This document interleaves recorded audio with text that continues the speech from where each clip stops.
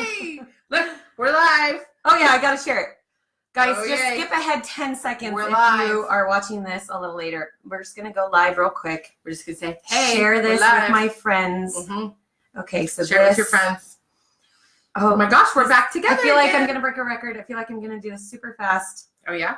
Oh no. There's not a Oh, share no. option. Share! Share right post. Hi, Amy Wolf. Look, you joined our Facebook Live. I did it. Yay. Okay. Okay. I'm done. Share. I'm not done yet. Right post. Here we go. To my news feed. Friends, we haven't been on for a few months, and we realized that there was a lot of stuff that happened. Last time we were together, it was a very emotional conversation. It really was. It was about the sex education, and particularly the interaction and dynamic between faith communities and LGBTQ community. Mm-hmm. And it got messy. Mm-hmm. Sometimes we leave these chats and we just like high five. And other times I think we turned off the chat and we cried more together. I think we cried a lot. Yeah. Yeah, we cried a lot. Yeah. Which is good. I don't think today Tears is going to are end okay. that way, but you never know. You never know. I've been very emotional lately. Yeah? Yeah. So what we decided to do this week. Oh, do we want to tell them about that speaking gig thing? Oh, yeah. Okay, so this is awesome. It is. Because Stacy, your dad actually, Stacy, I was saying hi to Stacy. Yeah, hi, Stacy. Amy, your dad, invited me and my husband, Jim, to come and listen to you speak at the Newburgh Prayer Breakfast and sit at the table with your family. I got to meet your grandma and everything. It's really cool. Family affair. But so the best part was that you asked me before if you could talk about me. And I would be uncomfortable with you talking about my LGBT-ness and all the stuff. And I was like, whatever, I don't care. So I wanted to honor you. You gave a big talk about what we do here on Facebook. I talked about the Don't Give Up movement. I talked about how the movement spreads positive words, but it doesn't spread the most positive message in my heart, which is that God is a God of second chances and loves us. But if we go there, we have to first start with generous love, genuine, generous love. Mm-hmm. And then I told the room, hey, look at this woman. This woman's the example of generous love because she has people that doesn't understand our friendship and attacks her for being friends with me. And she's still friends with me. And she defends me and she loves me. And we should give generous love to people who are not like us, don't believe like us, talk like us, think like us. We should be as generous as Missy is. And people were warm. They clapped. I left stage. But as soon as I got to my chair, Missy jumped up and gave me a huge bear hug with wet cheeks. And as soon as we embraced, the whole room erupted in a standing ovation. It was really kind of cool. And not for me. No, it was for us. For us. It was for us. Because they realized, holy crap, this works. Love wins. Yeah. Love wins. So love does win. It's super cheesy, but it's true. But so what has happened since then, I wrote an article for Rant Media about talking to people who don't necessarily agree with you that just got tweeted on Rant. And do you know what the responses are? I don't know. Should I read them to you? Well, do you want to hear them? I feel like this is your world. I'm not on Twitter. Twitter is my world. Is this bad? And by the way, if you're here, make sure you say hi because we can't see you. I can see that there's 6 people here, but I can't see I can't see you. So if you're here, make sure you say hi to us in a comment or something like that. Are they bad? So, so it's really interesting because I write this great article that I quite love about talking to people on the other side. 3 tips for talking to people on the opposite side of your cause. And what is tweeted back is, I think I'll just stick to my current plan, which is to never ever speak to them at all. Hey, Olivia. Paula, that's not good.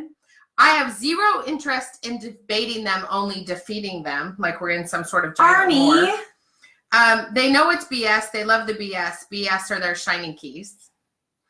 Don't talk to them. Sorry, too busy for stupid. And I have to remember that often dumb fucks don't know they are dumb fucks.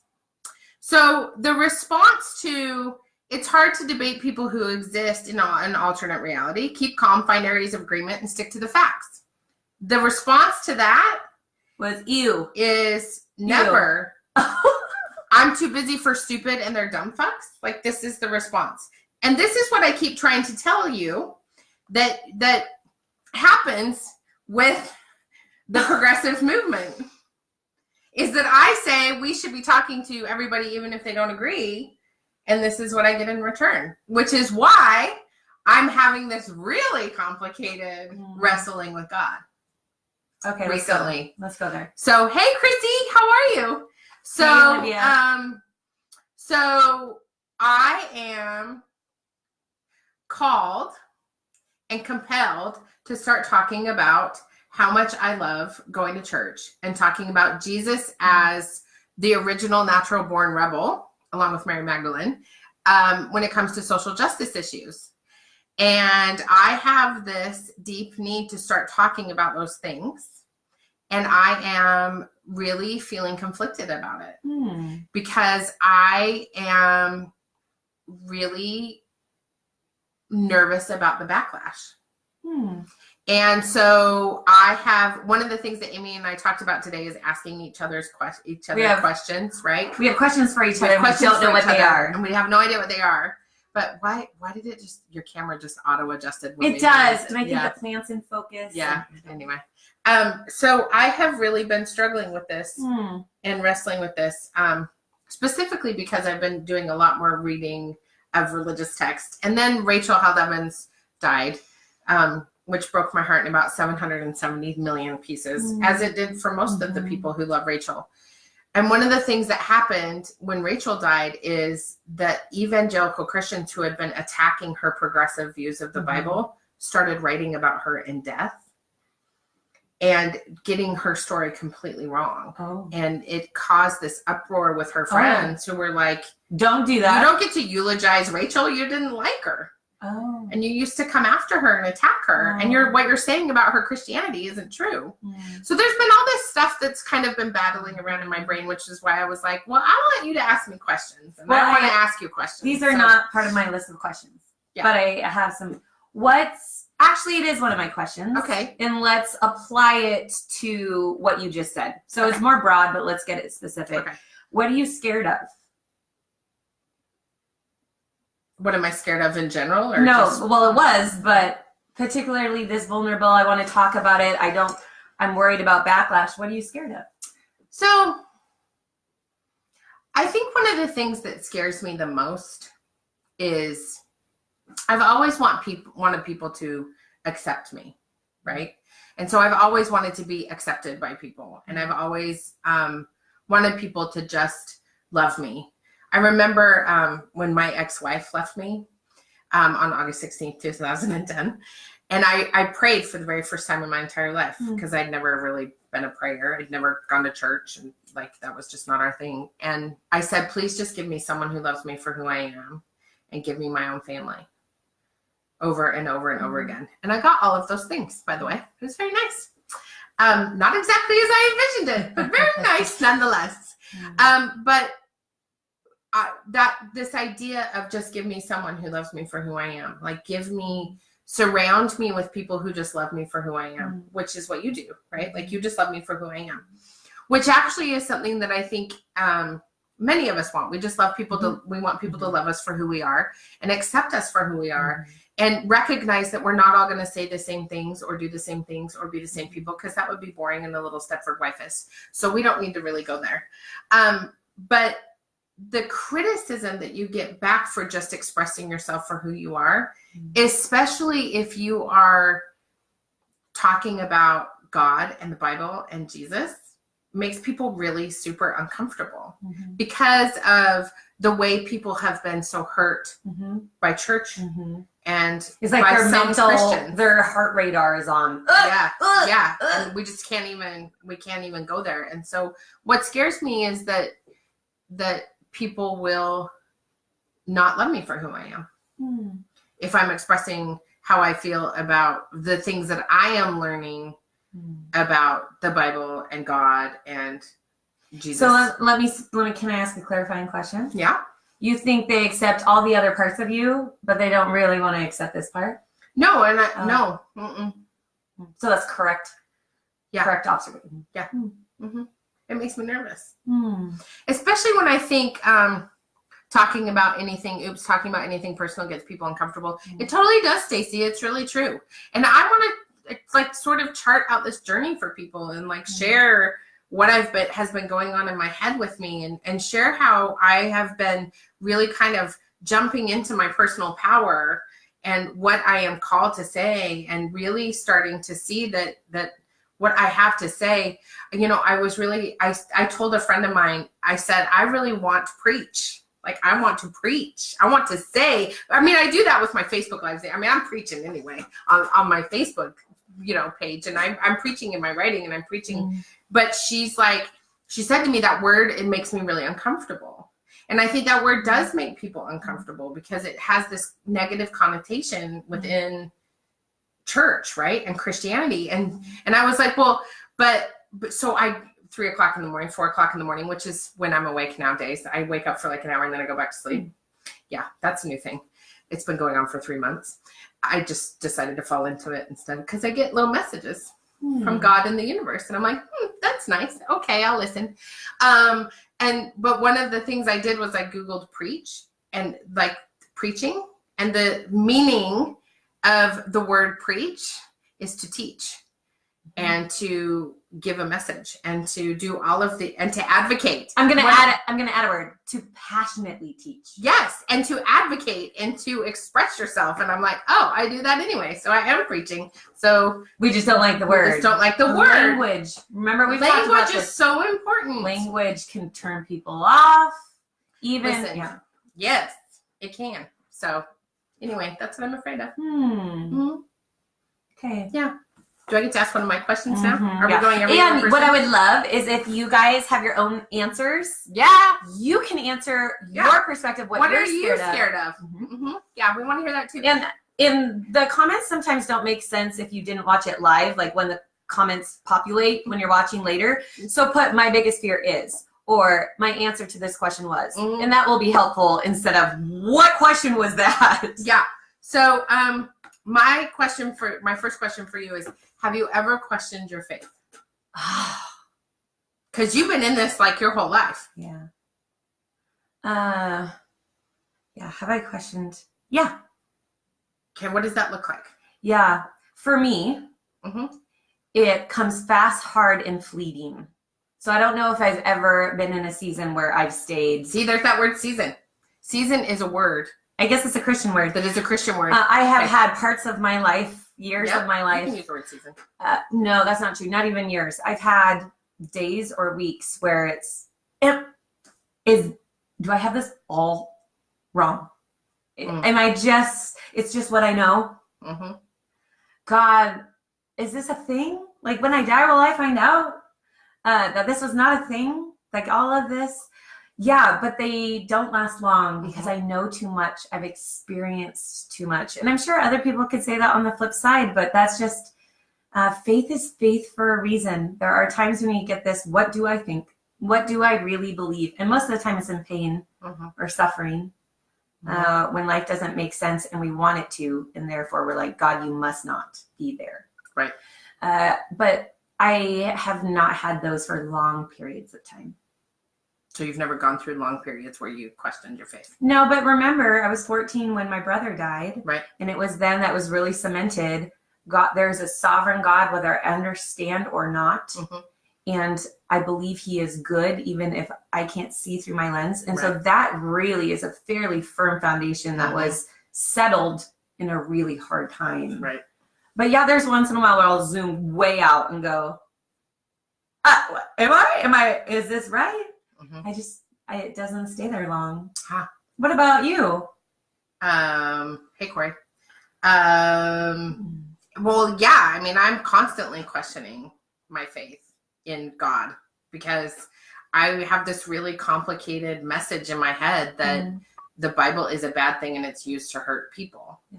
And so, but as I'm like reading it and thinking about what it really says and looking at it, one of the things that I love about Rachel Held Evans is she really pushes us to remember that the Bible was written in a time where there were not a lot of white people walking around, right? It was written in a space and a time by people who were being marginalized and threatened and persecuted. And to look at it from not this sort of white male Christian lens, but from the lens of people who are being persecuted and like having all of these experiences changes the complete and total context of the Bible for me, especially. And so there's like, I'm starting to learn all of these things as I'm digging into our liturgy every week, and because our liturgy in the Episcopal Church is prescribed. And so it's the same for all of the churches all around the world, which I think is kind of amazing, because that means there's millions of people like praying the same thing, which is powerful, really amazing to me. And awesome. And community. So, it's that community. Global. So a global community of people doing the same thing at the same time for the most part. So I just think that's really powerful. And so I think the questioning comes in this idea of, as I'm reading the same words that other people read, how can you use this to cause pain to other people? Like, how can you take this stuff? The Psalms especially are quite delightful. And they're very interesting poems. I didn't even know they were poems until like, I don't know, a year ago. Wow, Psalms are the Bible poems. is That's full fascinating. of poems. There's erotic poem in the middle of the Bible. There are prophecies and dreams that are books of the Bible. There's genealogies and just narratives of stories in the Bible. There's letters from the first pastor to the new churches, and you get to read what those letters were. I mean, it's in visions of heaven. The Bible is really fascinating. It is. It's great. Stacy's greatest fear is rejection. Christina's biggest fear is also rejection. And that dictates her actions more than I want to admit. Totally. Like being rejected, maybe that's what's kept me from this for so long, is this idea that I'm not good enough to be accepted into a church because I'm a feminist, because I am bisexual, because I have been divorced multiple times from both men and women, because I cannot bear my own children. We've talked about that very briefly. I remember several months ago, we talked about what makes a woman in the eyes of Christianity, and it's a biological mother. So there's all of these things that make me feel like I could potentially be rejected. And maybe that's why I stayed away from it for so long. Well, here's the scary thing, the risky thing for you, friend, is rejected from the church where you're going, and rejected from the people that don't get the faith. The risk is both sides. For you. Which is why I very specifically handpicked my church. Because there is not I risk. knew everyone's invited to the table, and there's no risk there. I mean, there's still a little bit of risk, because sometimes the old people think I'm a little bit radical.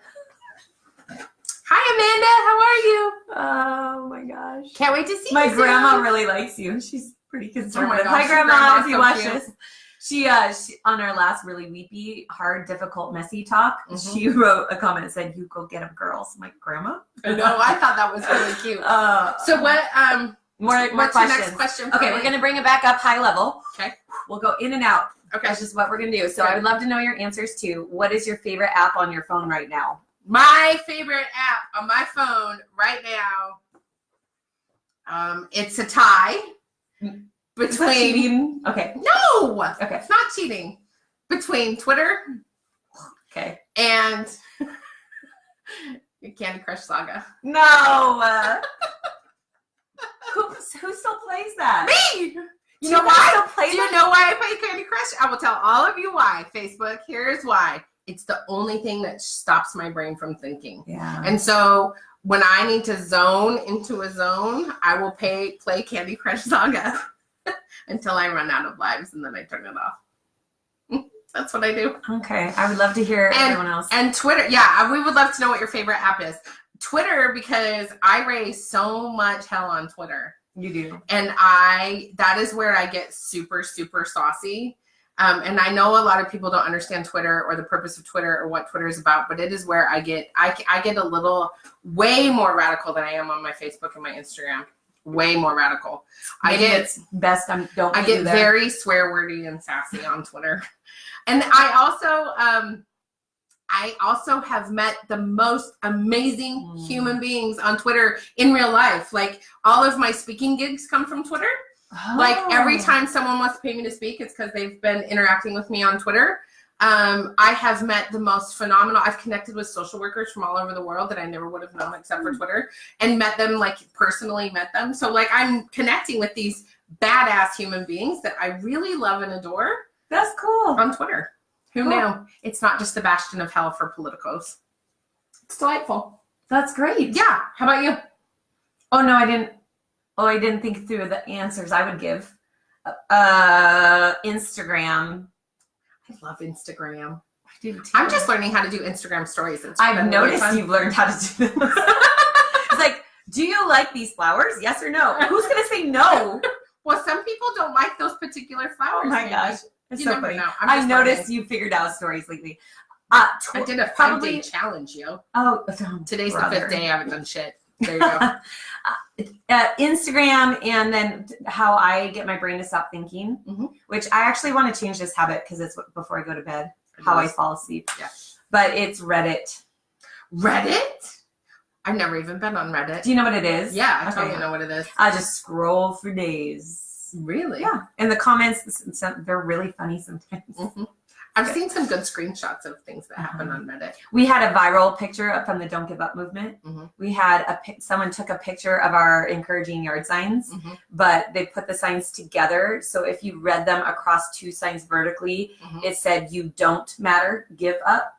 Oh yeah, I've seen that one. That's a good one. And it went viral on Reddit, like 70,000 votes or something. Oh my God, that's hilarious. I had people trying to defend me. Just so you know, on Reddit, there's this viral. I'm like, that's funny.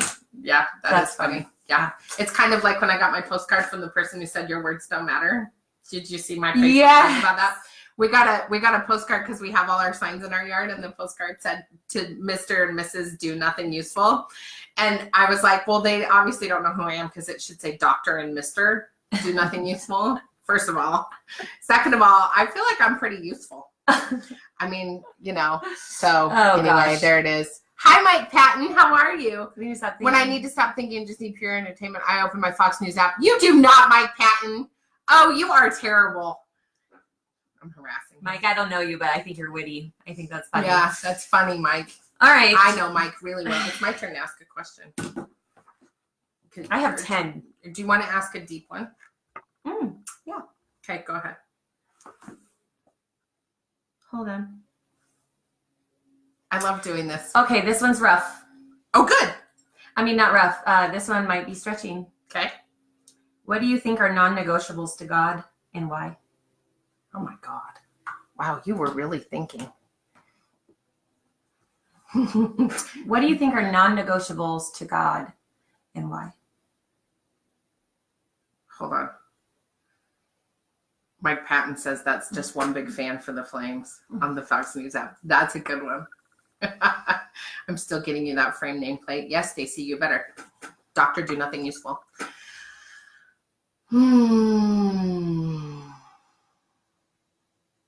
So I've been giving this a lot of thought. Oh.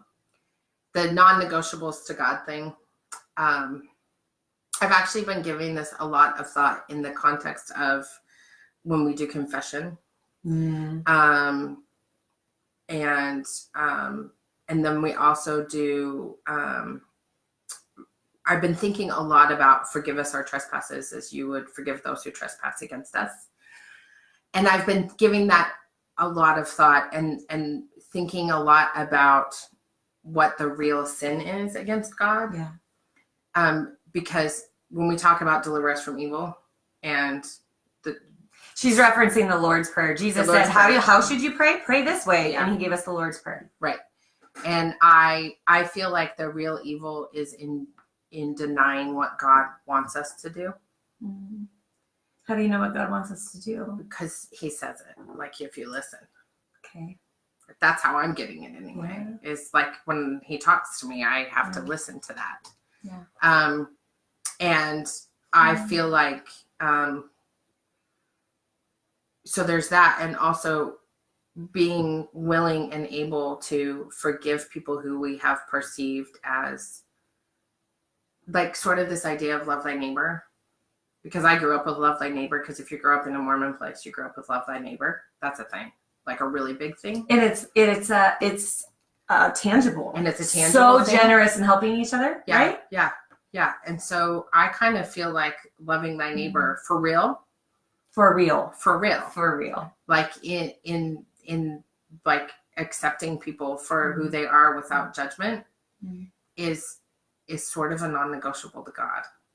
Well, can I quote scripture to you? Yeah, hold on a second though. Mike says faith in the face of challenge and adversity and not questioning the reasons for placing us in time and place. I think that's one of the things I'm saying. Yeah, like this idea of not denying why I am here and who I am supposed to be connecting with and serving and listening to the tug. I've been talking a lot lately about the tug of your heart, like listening to the tug of your heart, because that's we name him the Holy Spirit in the Christian circle. Yeah, that's part of the Trinity, right? The Holy Spirit is he the works tug of in the your heart. gut. Yeah, he works in your gut, and when you listen to it and you go there, magical things happen, and it's amazing, right? And so in the like spiritual guru yoga world, that's your third chakra, and that's called listening to your instinct, right?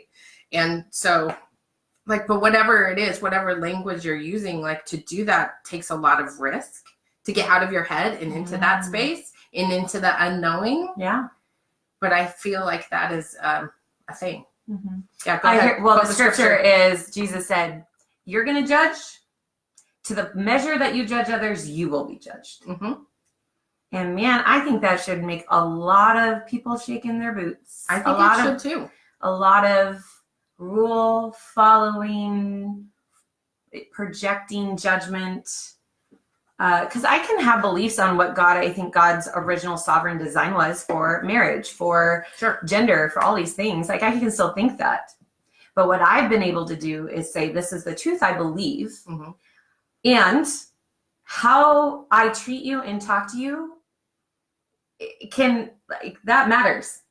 Well, and so there's totally not matters. Judgment. Right. So what I think was hard in our culture is, no, you can't have an opinion and not judge.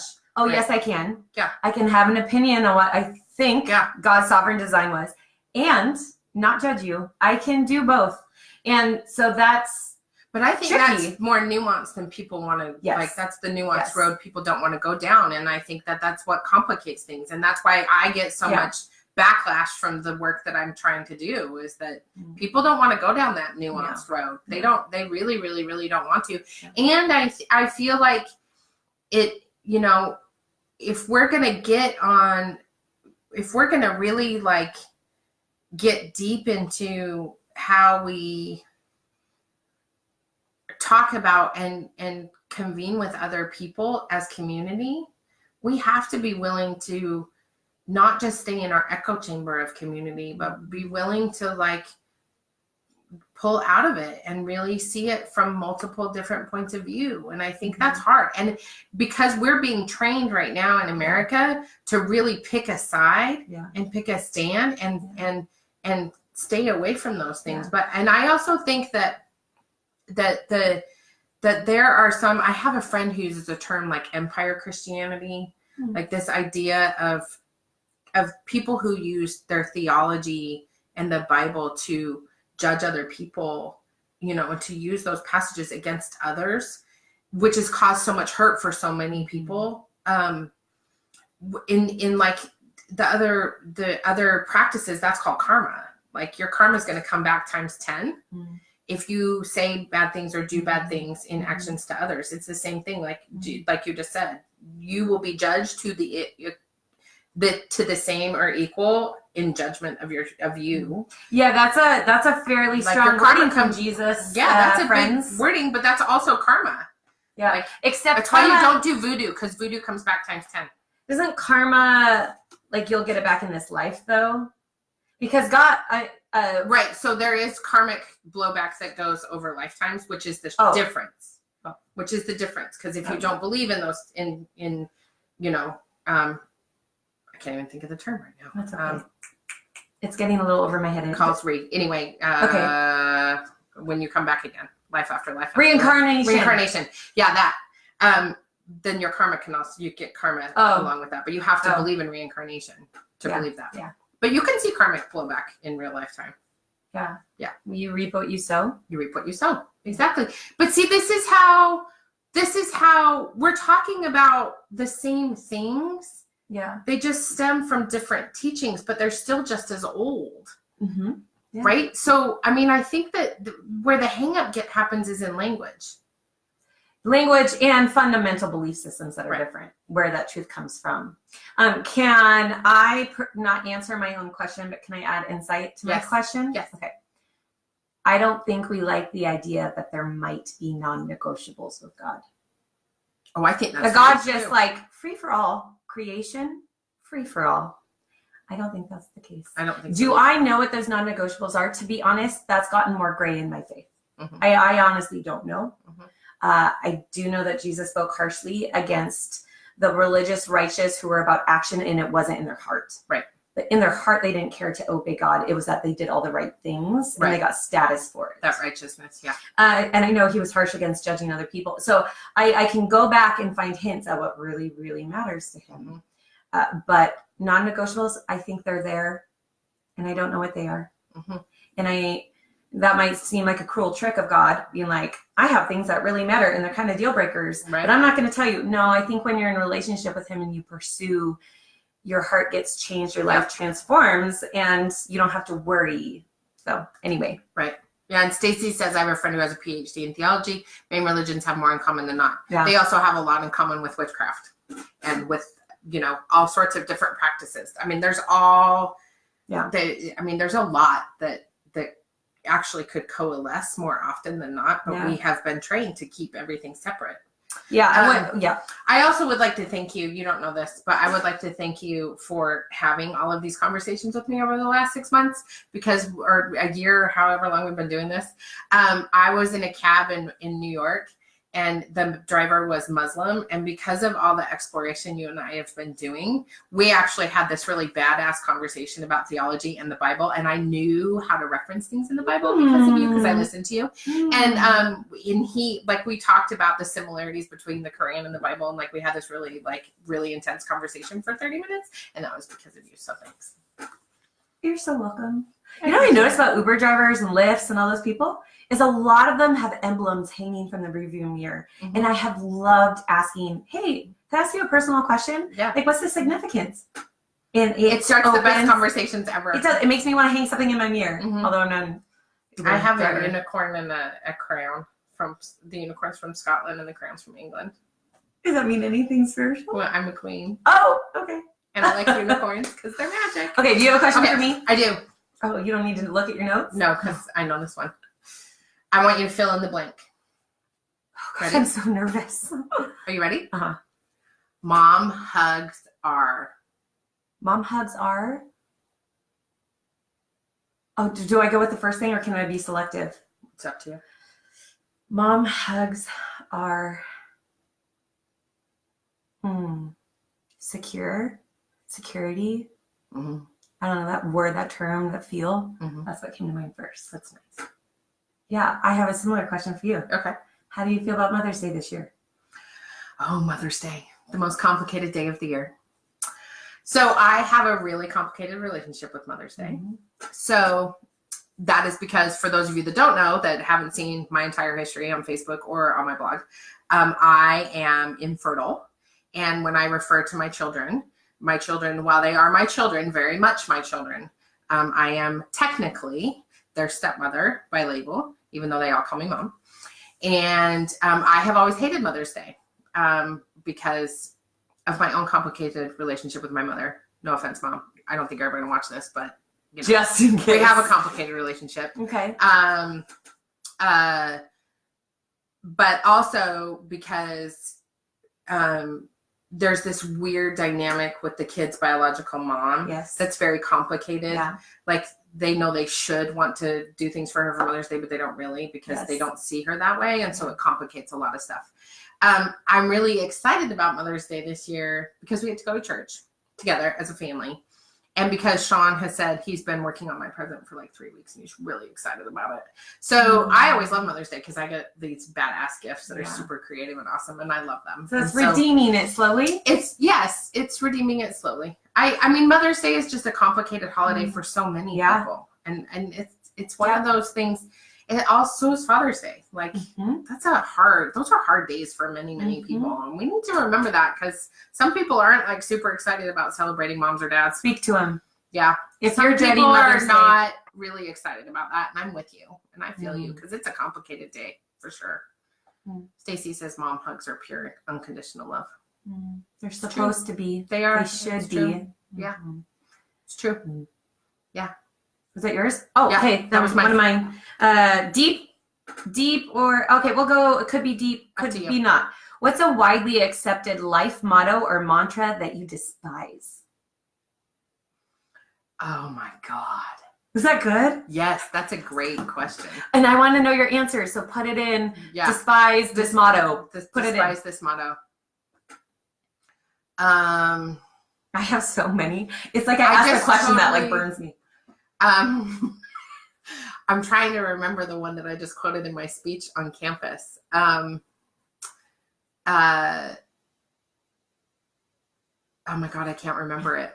That you just hate it.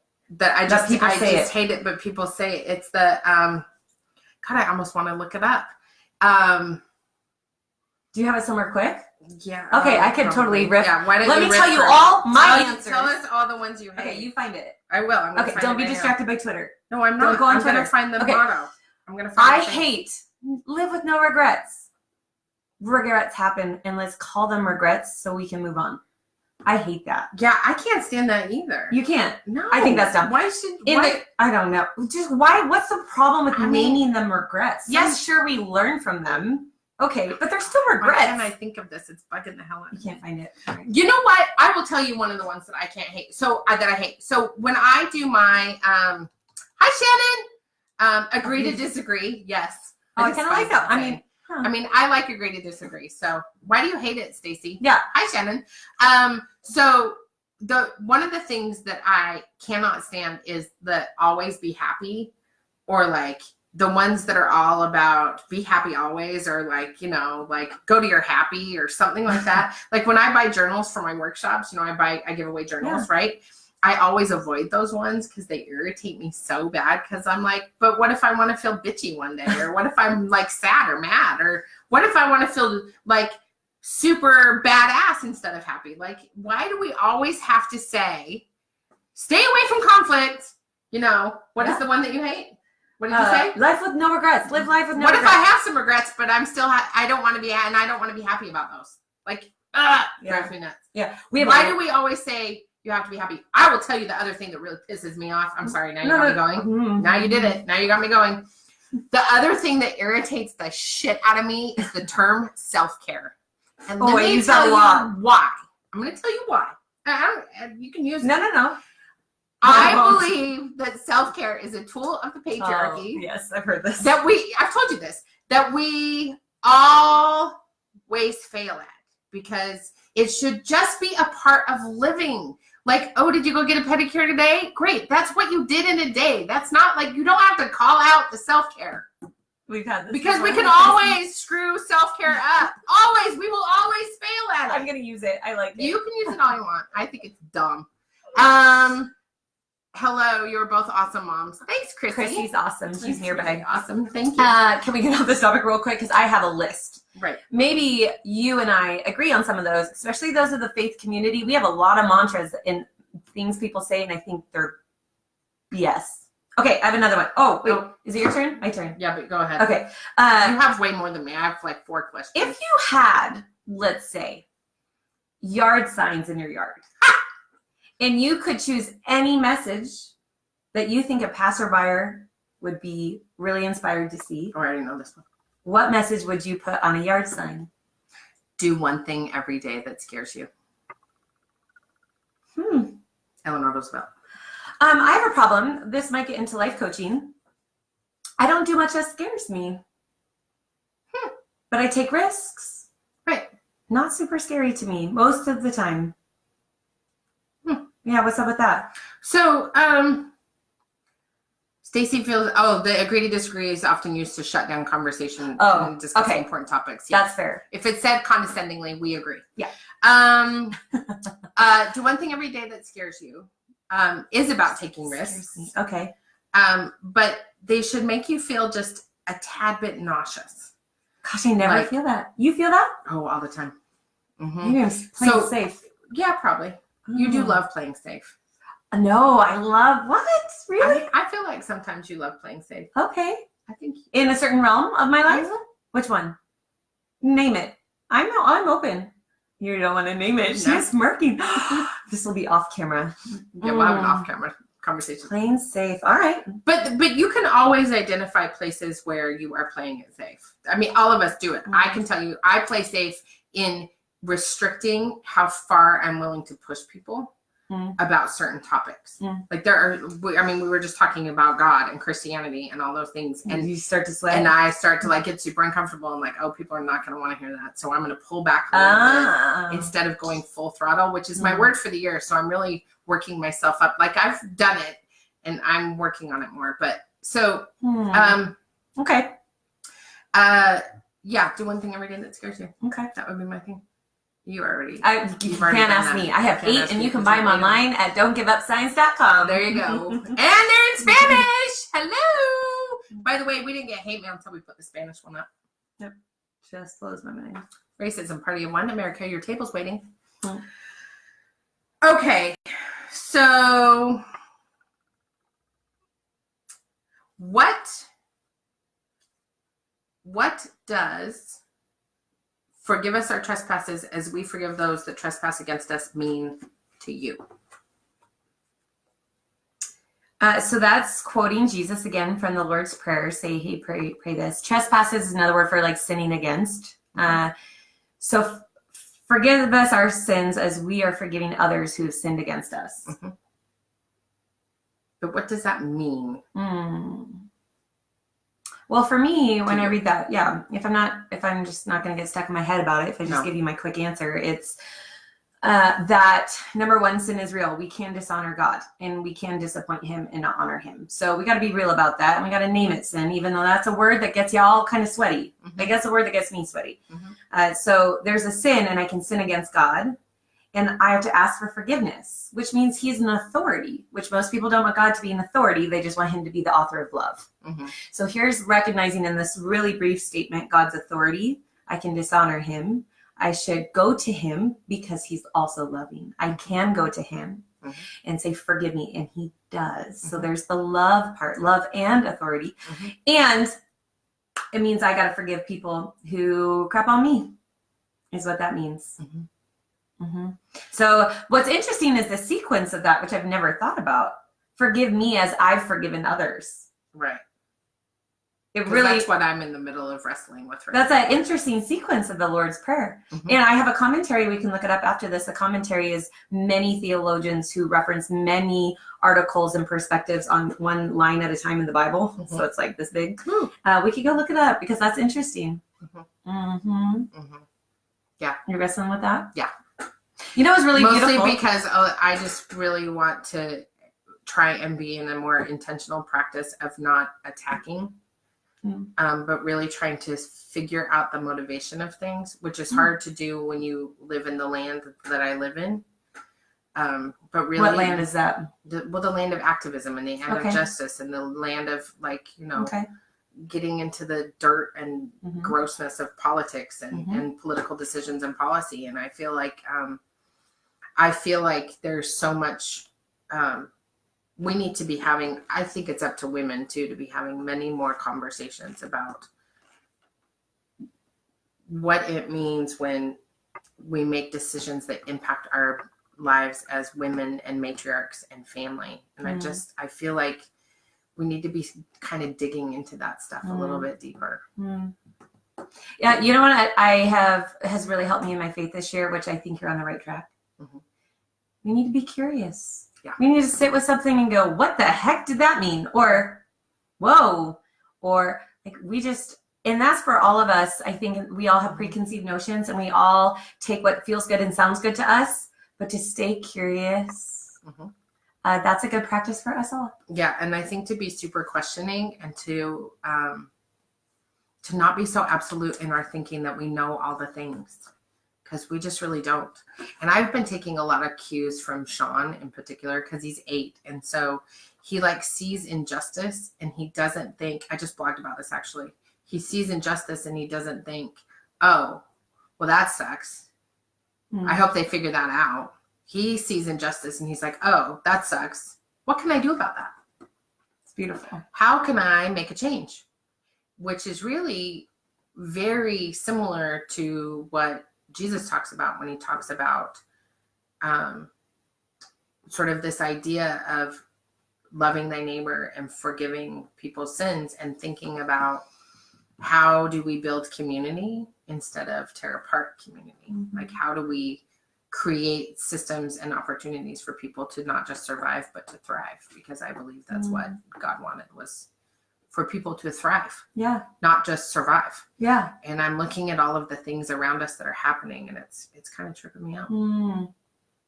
I can't believe it's 45 minutes already. How's that possible? Guys, I have 6 more questions. Listen. What? Let's do one each. One more each? Yeah. What's giving you joy this week? Oh my God, being with you. Like, honest to God, these conversations make me so happy. Me too. I've been looking forward to it all week. It just makes me so happy. I mean, honest to God, I just love being with Amy. She just brings me such joy and happiness. The other thing that's bringing me super duper joy is that people are buying tickets to my event in Corvallis next week, and that always makes me happy. Because I'm really, really excited about my event in Corvallis next week, because it's going to be the bomb. And they can get tickets where? At BirdGirlIndustries.com. Great. Yeah.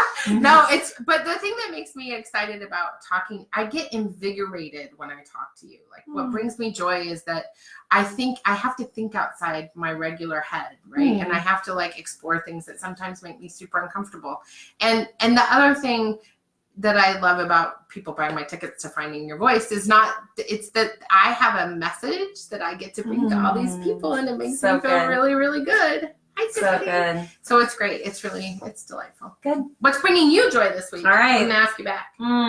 Gosh, again, what's bringing me joy this week? The sunshine. Hands down. For sure. It makes all the commuting I've done this week better. It makes my girls happier because they're running around. I had to put sunscreen on them before school today. The sunshine fills me with joy. Yeah. For sure. And all the flowers in my backyard, I was just showing her. Oh, they're so good. All the flowers are good. Blooms everywhere. But it could be 10 degrees cooler and I'd be happy. I agree with you. It's too stinking hot here. It almost hit 90 in Oregon. That's nuts. That's why I live in Oregon. If you had a parting message for them, rah, what would it be this week? Well, it's certainly not that whole thing about live with no regrets. No. Have regrets. No. My parting message is, could we just for a minute explore, it has been a great conversation, Tiffany. You are going to love it. Could we just for a minute explore the idea of honestly not lumping every single Christian person into a box?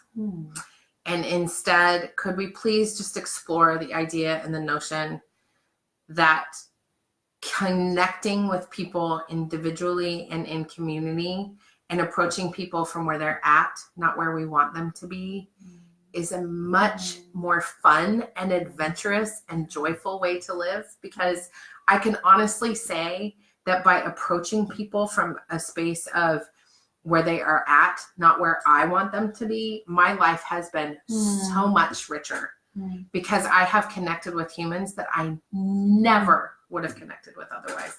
And that brings me a great deal of joy and happiness. Yay. Okay, my parting thought. If you're dreading Mother's Day this week, I'm really sorry. And you're not the only one. And we love you. You're sending our love. So good. Signing off. Have a great week, y'all. Bye.